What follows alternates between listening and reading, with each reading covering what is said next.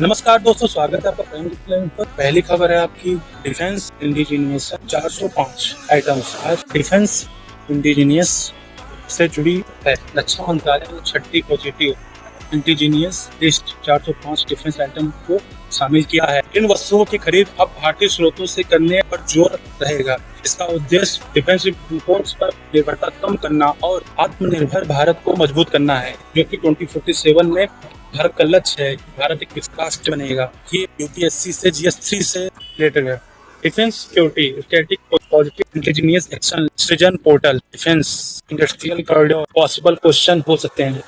Okay, लेकिन आपकी खबर है इंडिया के ट्रेड एग्रीमेंट। ओके, आज तो ट्रेड एग्रीमेंट में इम्प्लांट इंटीग्रेशन और उनके एक्सपोर्ट्स पर प्रभाव को लेकर एक बैकग्राउंड जारी किया गया है। इसका मुख्य फोकस यह है कि भारत के व्यापार समझौते दोस्तों इसका मुख्य फोकस रहेगा कि भारत के व्यापार इस तरह भारतीय एक्सपोर्ट को नए नेटवर्क के बाहर मार्केट एक्सेस दे सकते हैं। यहाँ आपको किस क्वेश्चन आपको FTA क्या है, ओके, ये समझना जरूरी है। FTA में दो या दो से अधिक देश आपस में ट्रेड बैरियर्स, खासकर ट्रैफिक को कम करने या हटाने पर सहमत होते हैं। पॉसिबल क्वेश्चन बन सकते हैं आपके ट्रेड एग्रीमेंट से हो गया भारत के स्पोर्ट्स की और डोमेस्टिक इंडस्ट्रीज को किस प्रकार प्रभावित करता है। ठीक है, थर्ड आपकी खबर है दोस्तों अकाउंट सेक्टर एग्रीकल्चर। ये आपका जो है अकाउंट सेक्टर पर डिटेल्ड बैकग्राउंड जारी किया गया है। ये एग्रीकल्चर को रूरल इकोनॉमी के में आपको क्वेश्चन क्या बन सकते हैं। केवल खाद्य फसल नहीं है, इसमें ऑयल है, प्रोसीड फूड है, कई वैल्यू एडेड इससे एग्रीकल्चर फूड प्रोसेसिंग, ये आपका GS3 से रिलेटेड। दोस्तों आपकी अगली खबर है ग्रासलैंड और ओपन नेचुरल इकोसिस्टम से है। भारत ने ग्रासलैंड और open natural ecosystem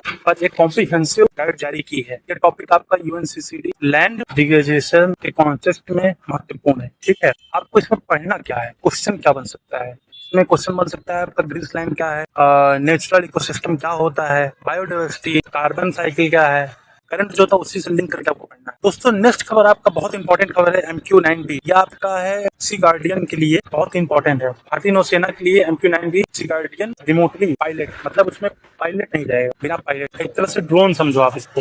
aircraft ecosystem से जुड़ा है। डिफेंस एग्रीमेंट भी महत्वपूर्ण है। यह लगभग 30 से 40 घंटे तक हवा में रखकर खुफिया जानकारी जुटाने में सक्षम है और सटीक हमला करने में सक्षम है। तो आप दोस्तों सोच सकते हो, एक बार चार्ज करने के बाद 30 से 40 घंटे ये हवा में बिना के मतलब कोई भी जवान अपना नहीं रहेगा। टेक्नोलॉजी और मेरी टाइम सर्विलांस से हो गया और कैपेबिलिटीज बहुत सारी चीजों से जुड़ा हुआ है। इसका समझौता हुआ था 2024 में अमेरिका और भारत के बीच में। कुल 31 MQ-9B ड्रोनों की खरीद के लिए बड़ा समझौता हुआ था, जिसमें से नौसेना को 15, थल सेना को 8। इसके बाद इसकी डिलीवरी आपकी होनी है 2029 में।